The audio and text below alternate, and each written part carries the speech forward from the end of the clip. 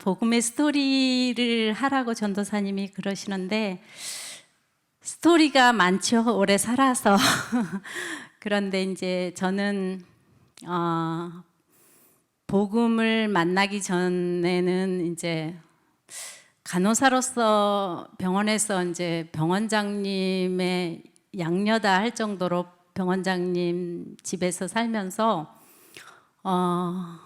그 준종합병원이었는데 거기서 열심히 신앙생활을 하지는 않았어요. 예수 믿는 사람들이 가장 약하게 보였고 제일 싫어 보였어요. 그 교회를 오라고 그러는데 우리 병원에 원목으로 계셨던 목사님이 계셨어요. 그분이 계속적으로 지속적으로 저한테 그야말로 그냥 교회를 나오라고 계속 권하셨어요. 그래서 저희 그래서 이제 그때는 그 복음이 뭐였는지도 모르고 신앙생활 그래서 가보니까 제가 이제 원래 간호사들은 데이 나이트 막 이렇게 하잖아요. 근데 이제 반근무하고 이제 잠깐 있는데 목사님이 아침부터 오셨더라고요. 퇴근을 하는데 입구에서. 그래서 그 목사님이 이제 오셔서 이제 계속 그렇게 해서 거기 교회를 가봤더니 할머니들이 앉아서 기도하면서 막 울면서 기도하고 그런데 저 체질에는 안 맞았어요. 그리고 전 너무나 이성적이어서 그리스도를 받아들일 수가 없었어요. 그런 와중에 이제 그 교회를 건축하신 권사님이 있대요. 그 장로님이고 권사님인데 그 자녀들하고 같이 그 교회를 지었다고 하더라고요. 그때는 이제 돌 막 이런 걸 80년도니까 아주 오래된 얘기죠. 83년도였었으니까요. 그때 그 교회를 지어가지고 신앙생활을 그렇게 하시는 그 가정이 있다고 하시더라고. 근데 그 아들이 이제 다친 거야. 그래서 그때는 의료보험이 없었을 때예요. 그래서 꼬매야 된다는 거예요. 보험도 없고 굉장히 돈도 없고 그런 집안이었어요. 그래서 그냥 평범한 집안이었어요. 근데 그분이 다쳐서 이제 잠깐 그 원장님한테 이제 건범을 받아서 거기를 가서 그냥 꼬매드리고 주사를 놔주고 그랬어요. 근데 그 남자가 권사님 둘째 아들이었는데 제 남편이 됐어요. 그래가지고 신앙생활을 그렇게 하는데 거기 이제 교회를 이제 가는데 그 집이 다음 날 주사를 놓으러 나이트 끝나고 가니까 가정예배를 드리더라고요. 근데 가정예배 나는 기독교가 제일 싫었던 사람이에요. 그래서 그냥 또 가고 싶지는 않은데 그분들이 가정예배를 드리는데 아침에 가니까 나이트 끝나고 가니까 주사 놔주러 갔는데 가정예배를 드리는데 그렇게 좋아 보일 수가 없었어요. 우리는 유교 집안이라서 아버지랑 한 상에 앉아서 밥을 먹거나 그런 일이 없는데 찬양을 하는 거예요. 온 가족이 모여서. 그래서 예수 믿으면 저렇게 되는구나 싶어서 교회를 따라 나가기 시작했어요. 그래서 그 집안에 이제 시집을 가게 됐고, 그래서 우리 가정도 다 이제 집사가 되고 엄마도 권사가 되고 이런 이제 기적이 일어났죠. 근데 그때는 복음이 없었어요. 그냥 신앙생활을 했고. 그런데 어느 날 신우가 이제 그 셋 중에서 이제 한 사람이 목회를 해야 된다는 거예요. 저희 남편하고 저희 남편 형님하고 그다음에 그 위에 신우가 있고 3남매였는데 목회를 해야 된다고 이제 하더라고요. 그래서 무슨 은사를 받았대나 어쨌대나 하면서 목회를 하는데 누가 할 거냐? 셋이 앉아서 예배를 드리다가 누가 할 거냐 하니까 큰아들은 그 돈을 많이 벌어서 될 테니까 나는 목회를 안 하겠다. 우리 남편도 안 하겠다. 하겠다. 그래서 이제 신우가 할 수 없이 목회를 하려고 이제 신우 남편이 저기를 갔어요. 이제 그 안양에 있는 대학을 다시 갔어요. 그래가지고 목사 안수를 받고 이제 개척을 했는데 저는 거기가 나가기 싫었어요. 개척교회는 너무 어렵고 힘들어서. 그래서 기존에 다니던 우리 원목으로 계시던 목사님 거기로 계속 나갔는데 어느 날 그 목사님한테 그 음란마귀가 들어와가지고 굉장히 좀 큰 교회였었는데 심각하게 그 이제 그런 이제 모습이 많이 보였어요. 그래서 이제 여기서 우리 가족 회의를 제가 열었죠. 그래서 가족 회의를 해가지고 나가자. 그래서 나왔어요. 그런데 갈 데가 없는 거예요. 나는 개척교회 가고 싶지 않은데. 그런데 여자들은 이제 안 가는 거예요. 우리 형님도 안 가고 저도 안 가고. 근데 안 되겠어요. 남자들만 그 누나 교회 가서 하는데 개척교회에서 벗어나지 못하는 거예요. 너무너무 힘들더라고요. 개척교회가 밥도 해줘야 되고 막 청소도 해야 되고 혼자서 다 해야 되는 거예요. 그 목회자 가족이라는 게 힘들더라고요.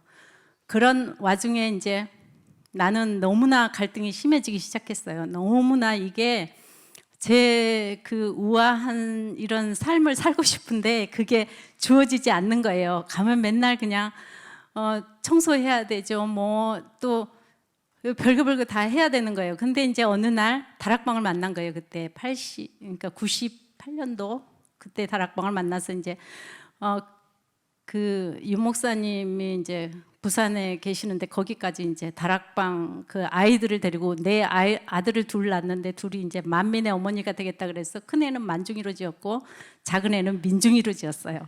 그래가지고 만민의 어머니가 돼보고 싶었는데 이 아이들이 정말 순수하게 엄마가 얘기하는 건 다 따라서 하는 거예요. 그래서 부산까지 차에다가 싣고 합숙을 갔는데 애들이 잘 따라서 하더라고요. 그리고 다행히 신우가 다락방을 메시지도 좋고 다 좋은데 개척교회에서 벗어나지를 못하고 너무나 경제적으로 힘들어요. 그 목회자 그 가정이. 근데 우리 형님네는 준재별급이 되고 저희 남편도 사업이 잘 되고 그래서 물질적으로는 가족이 되는 거예요. 그런데 벗어나지 못하는 거예요. 근데 거기서 오는 여자들의 갈등은 심각해요.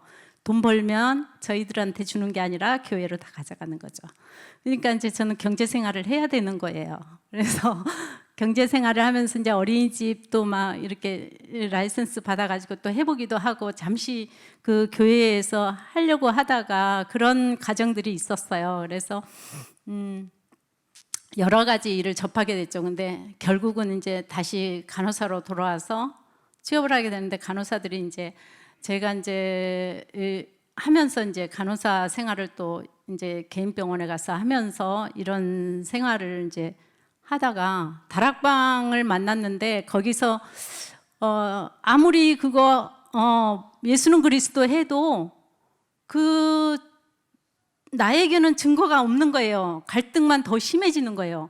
그 가보면 뭐 그 처음에는 저기 그 애원교회가 강서로교회였었거든요. 그때 거기도 가보고 정은주 목사님도 만나보고 막 여기저기 다 가봐도 핵심도 또 토요일이면 따라가야 되고 뭐 거기도 가고 뭐 아무리 다녀도 나에게 그 해결되는 부분이 없고 다시 돌아오면 개척교회의 현실인 거예요. 그래서 너무너무 힘들었던 그 시절이었는데 어느 날 나는 이제 여기서 탈출하고 싶다. 나만 몰래 가족들 몰래 이제 그 예배는 드리고 그 살짝 나와서 이제 교회를 가보자 그래서 다락방 신문에 보면은 교회 광고가 있잖아요. 그거 찾아가지고 이제 여기저기 가보는 거예요. 다락방 교회는 다 가보는 거예요. 일반 교회로 돌아갈 수가 없고 목사님들이 다 이상한 거야. 그래서 갈 수가 없어서 거기 이제 다락방 교회만 찾아서 메시지를 들어보는데 살짝 가서 메시지만 들어봐요. 저 색깔이 어떤가. 이제 색깔은 알잖아요. 색깔이 어떤가 보자 그러고 가면 이거 아닌 것 같아. 다락방이라도 이거 아닌 것 같아.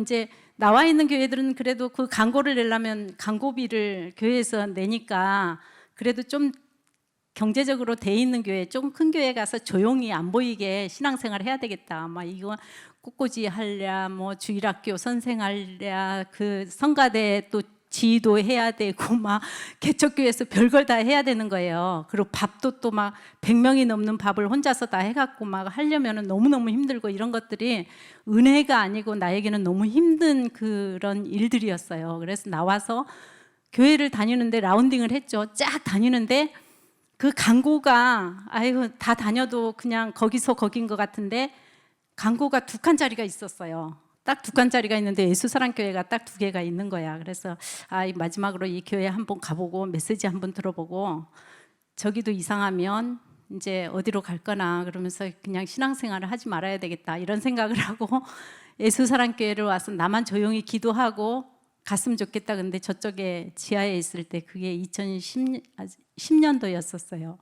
2010년도 거기서 이제 듣는데 처음에 이제 우리 2부 예배 끝나고 와서 들으니까 김석진 목사님이 하는 거예요. 근데 너무나 시끄럽게 막 하는 거예요. 악을 빠락빠락 쓰면서.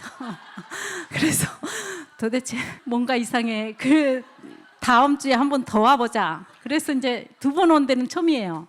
근데 뭔가 있는 것 같아. 막 악을 빠락빠락 쓰길래 그래 한번 와보자. 나 우아하게 신앙생활 하고 싶은데 여기도 조금 해. 근데 어떻게 경제적으로는 철저한가 보지? 두 칸을 예수사랑교회 광고를 냈어. 이런 생각으로 다시 한번 왔어요. 그래서 와서 보니까 그냥 그대로 그 원색적인 그것만 하는 거예요. 우리가 뭐 다락방 나도 30군데 뛰었어. 다 해봤어.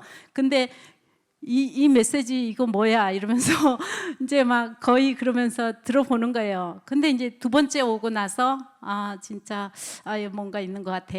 그리고 이제 다른 사람 와서 데리고 와서 같이 여기 들어봐. 여기 괜찮은가 들어봐. 이제 거기는 다락방 안 하는 교회인데 정말 성령 충만한 교회에 여기 가까운데 아는 교회예요. 여기서 얘기하면. 근데 그 교회에 정말 성령 충만하다고 하는 그 집사님을 한번 데리고 왔어요. 그래서 너도 들어봐. 나도 들어볼 테니까. 그래서 같이 들었는데 소리 많이 지르잖아요. 그 사람은 못 견디고 나는 견뎠어요. 그래서 그리고 보면은 조그만데 지하 방칸인데 우리 여기 삼성 레미 안에 사시는 변호사 동생도 있어요. 근데 여기 와서 오늘교회 다니는데 여기 와서 메시지를 도저히 못 듣겠대요. 제가 이제 여기 같이 들어보자 했는데 새벽 기도를 여기 와서 하는데 너무 소리 지르고 새벽 기도 때도 그런다고 얘기를 하더라고요. 그래서 거기는 이상한 지하 방카 교회다고 나한테도 그 얘기를 하더라고요. 그런데 다 와서 들어봐도 견딜 수 없어요. 이 메시지가 너무 선명하기 때문에. 그래서 저는 이제 그래서 그때서부터 정착을 하기 시작했어요. 2번, 3번 들으니까 약간 중독돼 가더라고요. 소리 지르는 게. 저 어렸을 때 저도 소리를 많이 질러갖고 웅변하고 그래가지고 전국을 다니고 그래서 소리 지르는 것도 좋아해요. 근데 소리를 너무 지르고 그래서 저렇게 힘차게 하면 자신 있게 하시는구나 목회를. 그래서 정착해서 지금까지 이렇게 이제 왔어요. 근데 12년도에 제가 이제 2년을 다니다가 이렇게 몰래 다니다가 12년도에 그때 개인전을 준비해 놓고 있는 상황이었는데 여기에 이제 새 가족을 들어야 되겠다. 그래서 새 가족을 이제 들었는데 50기였어요. 그때가 제가 50기로 이제 들어와서 새 가족을 듣는데 사모님이 너무나 메시지가 너무 정확하게 탁탁 꽂히는 거예요. 근데 너무 탁탁 꽂혀서 너무 이거 진짜 괜찮다. 저 사모님 진짜인가 보다. 이렇게 생각하고 그 메시지 이제 듣는 중에 전시에 이제 물건을 이렇게 옮기려고 하는데 한 세 번째 만남 들었는데 교통사고가 났어요. 그 올림픽도로에서 제 차가 무소였는데 무소가 뒤집히며 큰 차라서 그림을 싣고 다녀야 되니까 큰 차를 끌고 다녔는데 그 차가 뒤집혀졌어요. 그래서 완전히 유리가 없어졌어요. 바퀴가 4개가 위로 올라가고 그때가 8월 15일이었는데 비가 억수로 쏟아져서 앞이 안 보일 때인데 배처럼 떠버리더라고요. 그래가지고 차가 뒤집혔어요. 완전히 이제 무너져 버린 거죠. 근데 옆에 타고 계셨던 분이 그때 이제 그 미업 이사장님 선거 때문에 저희가 갔었는데 제가 드레스를 입고 있었어요. 연두색 드레스를 입고 있었는데 드레스를 입고 우아하게 가서 이제 그거를 해야 되는데 옆에 타고 있는 수원대 교수님 모시고 이제 그러고 갔는데 당산철교 밑에서 완전히 배처럼 떠버리더라고요. 그래서 차가 뒤집혀졌는데 이제 의식은 있는데 비가 엄청 쏟아지는 데서 당산철교 밑에서 이제 누군가가 아줌마 죽었다 소리가 들리더라고요. 제가 이제 죽은 줄 알았어요. 근데 왜 소리가 들리지?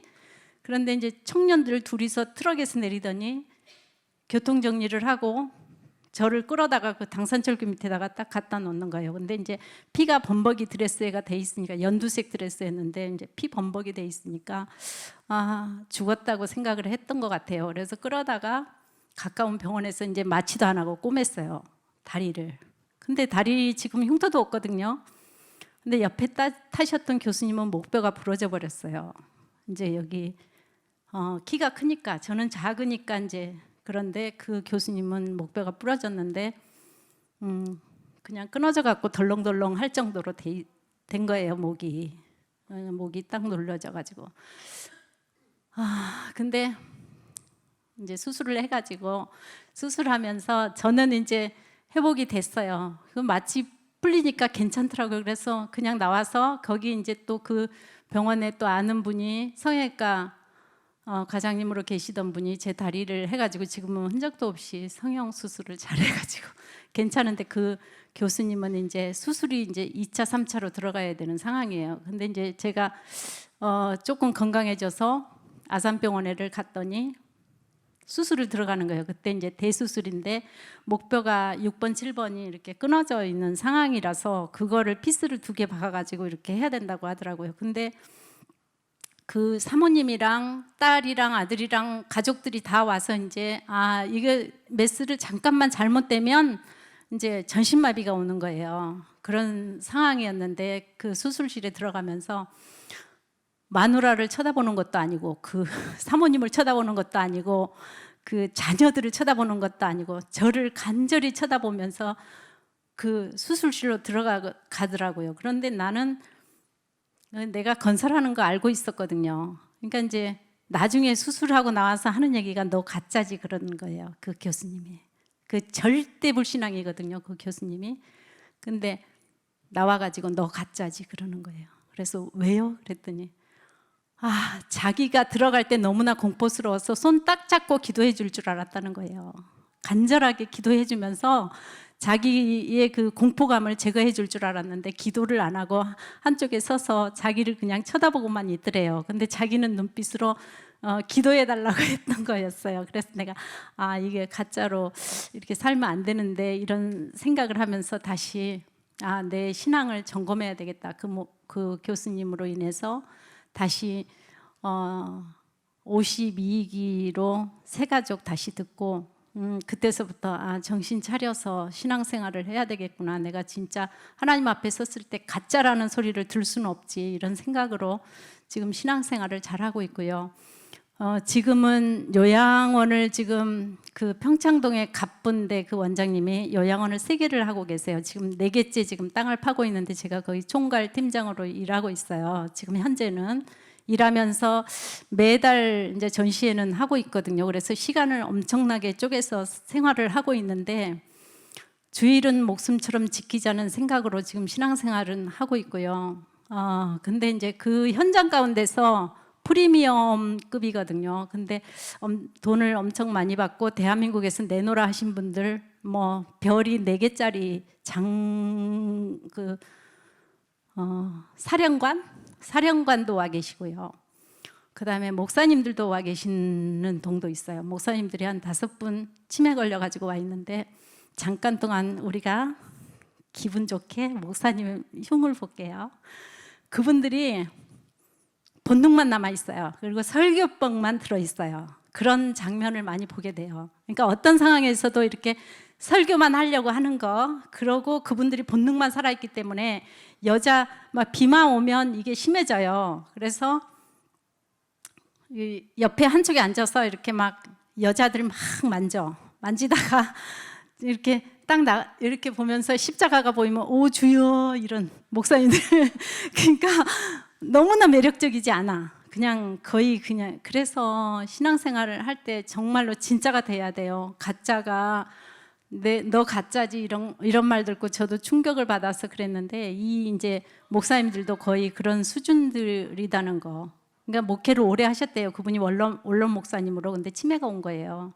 그러니까 이 치매 오는 것은 귀신이 들리거든요. 그래서 불신자 상태 그대로 나타나요. 그래서 너무나 두렵고 공포스러운 마음으로 이제 생활하고 있어요. 왜냐하면 우리가 살아가는 여정 속에서 정말로 그리스도를 빼고 나면 짐승만도 못해요. 그냥 짐승 수준이 이하예요.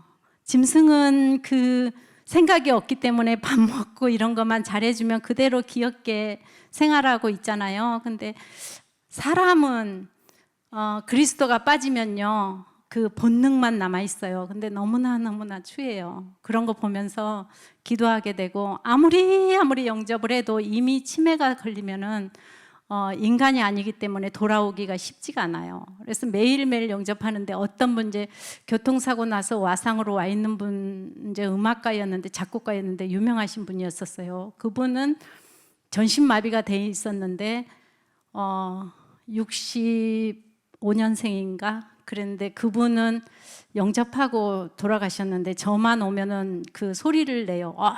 영접기도 해달라고. 그런데 아무 소리도 못 내는데, 와상인데 그냥 누워 있다가 들어가서 제가 영접기도 주사 이렇게 그 혈관 주사를 놔드리고, 그 다음에 영양제를 이제 규칙적으로 맞거든요. 들어가는 이제 경관식이나 이런 게 그 영양이 충분하지 않기 때문에 영양제를 놔드리고 하는데, 그분이 굉장히 돈이 많은 분들만 와 있어요. 그러니까 한 달에 이 분들은 잘 사는 사람들이에요. 우리나라에서 엘리트들이 치매가 와 있는 거예요.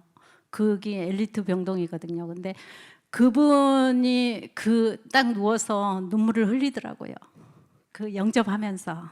근데 그 남자분인데 너무나 잘생겼고 유명한 작곡가였어요. 근데 딱 누워서 눈물을 흘리는데, 영접할 때 그 감동을 잊을 수가 없어요. 그래서 하나님 감사합니다. 이런 사람이 이 많은 목사님들도 아니고 이 많은 사람들 중에서 그리스도를 영접하고 이렇게 하나님 나라에 갈 수 있다는 것을 감사하게 여깁니다 하고 기도하고, 제가 라운딩하면서 이제 이쪽 요양원 갔다가 또 이쪽 요양원 갔다가도 하거든요. 그런데 어떤 데 가보면은 거의 다 치매 걸린 사람들은 거의 이제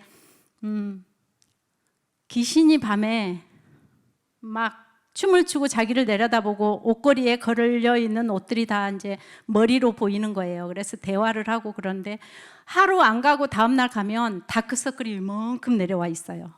그들이 밤새 씨름하는 거예요.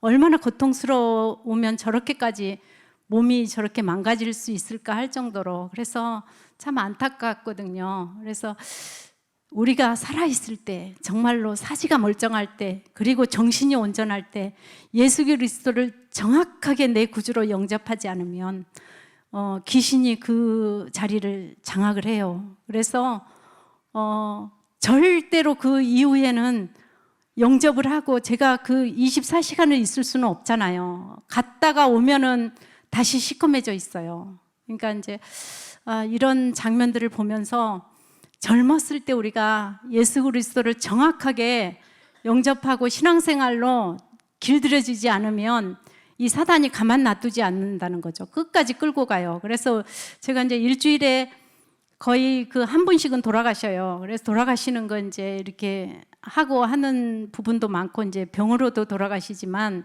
거의 이제 목숨이 다해서 돌아가는 그런 장면을 볼 때마다 느껴지는 것들, 그 치매가 걸려서 그렇게 오신 분들이 대부분이기 때문에, 이제 개 중에는 이제 좀 몸이 교통사고를 당했다거나 이렇게 정신이 멀쩡한데 이제 와 있는 분도 계시지만, 거의 다 이제 치매가 걸려 있고 등급이 있어야지 들어올 수가 있거든요. 지금 등급이 없으면 실버타운에 가시잖아요. 근데 여기 계신 젊은 사람들이나 10대, 20대, 30대, 40대, 50대 모두 다 노년이 와요. 그 노년을 젊어서부터 준비하지 않으면 그 습관이 그대로 남아 있어요. 서울대학교 교수님으로 계시는 분 한 분을 잠깐 소개하자면, 그분은 얼마 전에 TV에 인터뷰를 하시는 분이에요. 근데 멀쩡하신 분인데 갑자기 치매가 와가지고 저희 원에 와 계시거든요. 그분은 밤만 되면 바지 내리고 병실을 돌아다녀요. 얼마나 비참해요. 자기가 인터뷰도 했고 이런 분이고 대한민국에서 내놓으라 하신 분인데 그냥 바지 내리고 막 그 여자 어르신들 방에 막 들어가거든요. 그런 거 보면 징그럽다 이런 거보다는 정말 눈물이 난다. 참 불쌍하다. 저들에게 그리스도가 없음으로써 그리스도라는 말을 듣지 못하고 이렇게 치매가 걸려서 들어와 있는 거 보면 안타까워요. 그래서 저희 아들 만민을 데리고 매일 포럼을 하는데 저녁에 식탁에 앉으면 오늘 있었던 일을 잠깐 하거든요. 그래서 너희는 참 행복하다. 이런 엄마가 있어서 이렇게 얘기하거든요. 왜냐하면 젊어서부터 노년을 준비하고 정말로 예수가 그리스도라는 것을 정확하지 않으면 이런 현장이 있다 이러면서 너희들은 이렇게 남자들 특히 심하거든요. 그 81살에 이혼당한 사람도 있어요. 그분도 교수님이었는데 이상한 짓을 하니까 와이프가 너무 힘들다고 밀어내서 그래서 지금 어저께 들어오신 분이거든요. 81살에 이혼당해 갖고 지금 들어왔어요. 어저께 신입으로 들어오셨는데 그런 분도 정말 보면서 그 와이프도 그 치매가 있다는 걸 모르고 그냥 이상해졌다고 생각해서 이혼을 하는 거예요. 그러면 남자들은 갈 데도 없어요. 그리고 여자도 마찬가지고 모두 다 지금은 이제 요양원 생활을 할 수밖에 없어요. 앞으로는 자녀들이 모실 수가 없어요. 그럼 혼자서 끝까지 있다가 영양실조가 걸려가지고 그 뇌가 쪼그라들어서 이제 오시는 분들 대체적으로 그렇게 이제 그럴 수밖에 없거든요. 그래서 지난주에 이번 주에 목사님 그 설교 중에서 잠깐 우리 팀원들은 못 들었다고 하더라고요. 근데 저는 이제 직업이 이러다 보니 그림도 그리지만 이렇게 요양원에서 이런 분들 저런 분들을 다 만나잖아요. 가난하고 수급자 없는 그 수급자만 있는 거기도 있어요. 그러니까 가난한 사람, 가장 부유층의 사람들, 청담동에 빌딩이 있는 분들, 밥만 주면 그냥 생활하는 분들이거든요. 그런 분들을 많이 봐요. 돈 따라가잖아요. 세상의 모든 그 연령대별로 다 돈을 향해서 가고 있잖아요. 보면 지금은 그래요. 돈 때문에 범죄하고 돈 때문에 모든 것이 돈이 이렇게 어둠의 돈이기 때문에 계속 그쪽을 향해서 모든 사람들이 가고 있어요. 그냥 그 일개미가 쭉 줄을 맞춰서 가는 것처럼 돈을 향해서 누구나 가요. 그렇게 가고 있는 이런 현실 속에서 정말로 예수 그리스도를 영접하고 내가 하나님의 자녀가 돼서 하나님을 찬양하면서 나의 생활이 하나님을 찬양하는 삶이 되기는 너무너무 힘들고 어렵거든요. 왜냐하면 눈에 보이는 것이 돈이기 때문에. 그리고 좀 좋은 차, 좀 좋은 집, 좀 좋은 건물, 빌딩 가지면 참 좋겠다. 이래서 그쪽으로 모두들 가고 있어요. 그런데 그 돈에서 초월해서 사람을 봤을 때 정말 예수님을 만나지 못하는 영혼들을 보면 치매로 마지막에 사단의 노예가 돼서 정말 더럽게 인생을 살다가 마지막을 마감해요. 그거 보면서 너무나 안타깝고 불쌍하고, 근데 영접은 다 따라해요. 그리고 제가 이제 일주일에 한 번은 또 예배를 이제 이렇게 하고 있는데 그 예배를 할 때 그냥 다른 거 하지 않고 영접 기도만 계속 반복했어요. 치매기 때문에. 그리고 요즘에 우리 7초의 기적 그거 계속 따라하게 하는데 하기는 해요. 그렇지만 보이거든요. 그 가짜로 하고 있다는 거. 그리고 그 시간에 내려와서 그냥 그것만 하는 거예요. 근데 그들에게 예수가 그리스도라는 사실이 믿어질까요? 아니에요. 그러니까 젊었을 때 지금 너무나 좋은 기회이기 때문에 여러분들도 우리 교회 너무너무 좋잖아요. 나는 지금 예수란 교회를 너무너무 사랑해요. 지구상에 어떻게 이런 교회가 시끄럽게 있는지. 목사님 엄청 시끄럽게 하시잖아요. 그래도 온 힘을 다해서 하는 그것을 보면서 어떤 때는 감동받아서 눈물이 날 때도 있어요. 예전에는 시끄럽다고 그랬는데 지금은 너무나 감동스러워요. 세상에 이런 목사님도 지구상에 존재하시는구나. 그래서 너무 그냥 목사님 앞에 한 번도 나서보지도 않았고 그랬지만 조용히 지금 성가대 자리에서 예배 드리면서 목사님 모습만 보지만 정말 귀한 분이라는 거, 이 지구상에서 저런 목사님이 계셔서 감히 내가 예수 그리스도를 영접하고 정말로 진심으로 두 자녀를 데리고 함께 이렇게 살아가는 거 보면서 너무나 감동이다. 우리 아이가 지금 민중이가 바이올린을 전공하지는 않았어요. 그렇지만 어렸을 때 저랑 같이 이제 바이올린을 했었거든요. 그런데 그 아이가 자동차학과 가서 이제 지금 벤츠에서 근무를 하고 있는데 저기 정비사거든요. 1급 정비사. 아주 내가 칭찬해요. 그런데 기술이 대단해요. 냄새만 맡아도 차가 어디가 고장 났는지 알 정도로. 근데 민중이 바이올린 하고 있잖아요. 제가 시킨 것도 아니에요. 어느 날 목사님이 1인 1악기 그거 한다 그래서 아이가 바이올린을 다시 이제 이렇게 장현지 선생님하고 이제 하는데, 엄마 처음에 갔다 와서 그러더라고. 엄마, 내 몸이 악보를 기억하고 있었어. 그 얘기를 하는 거예요. 그래서 그래, 맞다. 예수님도 어렸을 때 믿어놓으면 그것이 몸에 남아서 그 중독처럼 항상 어느 때든지 나온다. 이 생각을 하고 이 얘기를 또 포럼하고, 아이가 산적처럼 생겼지만 속은 정말 말랑말랑하고 예쁘게 지금 바이올린 열심히 하고 있잖아요. 직진하고 있어요. 근데 이제 제가 그 큰아이를 가졌을 때 하나님 앞에 드리겠다고 서원을 했었거든요. 저기 그 안양에 그 기도원 있잖아요. 거기 산에 산기도 올라가서 눈이 막 쌓이는데 아기를 업고 가서 포대기 펼쳐놓고 그때 그 아이를 눕혀놓고 막 그 기도했던 그 기억이 있어서 큰애한테 내가 너를 놓고 이렇게 서원 기도를 했는데, 하나님 일을 해야 되지 않겠냐. 지금 현대 엘리베이터에 다니고 있거든요. 근데 일부 예배부터 메시지 잘 듣고 있어요. 그래서 이제 때가 되면 한다고는 늘 하고 있지만 지금 그렇게 가고 있어요. 근데 요즘에 이제 말이 바뀌었어요. 민중아, 네가 해라. 나는 너를 도울게, 돈으로.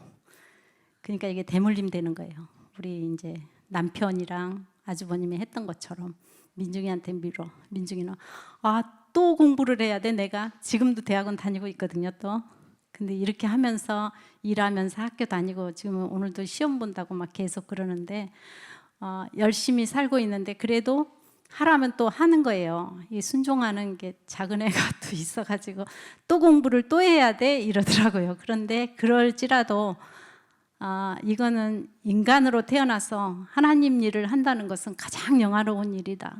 식탁에 앉아서 그런 얘기 하고 있습니다. 그래서 이 아이들이 지금 현재 무엇을 한다고 보다는 너희들은 정말 후대로서, 엄마의 후대로서 또 정확한 복음 받은 거. 근데 어느 날 제가 여기서 신앙생활 이렇게 해서 저 성장하는 걸 보고 아이들이 둘이 따라와서 어느 날 그러더라고. 엄마 나가는 교회 좀 가볼 수 있어? 그러더라고요. 그래서 그랬더니 왔어요. 그래서 이제 복음 받고 또 성장해 가는 것을 지금 지켜보고 있습니다. 그래서 예전에 했던 만민의 어머니가 되겠구나 생각하고 있습니다. 만민 중에 나가서 복음을 증거하라 그래서 만중이라고 지었고요. 민중이는 민족을 살리는 민중이가 되어라 그래서 민중이로 지었어요. 그래서 만중이 민중이 두 아들이 예수사랑교회에서 잘 성장해 갔으면 참 감사하겠다는 생각을 하고요. 이 사랑스러운 예수사랑교회에서 정말 날마다 성장해 갈 것이고요. 또 지난주에 목사님이 하셨던 한마디 딱 뱉으셨던 힐링하우스 그 단어를 제가 잡았거든요. 그래서 힐링하우스를 꿈꾸고 있습니다. 한 주간 동안. 그래서 하나님이 어떻게 사용하실지, 사용하시는 걸 가만히 지켜보면서 묵묵히 꾸준히 뚜벅뚜벅 한 걸음씩 걸어나갈 생각입니다. 이것으로서 제 간증은 마치겠습니다. 감사합니다.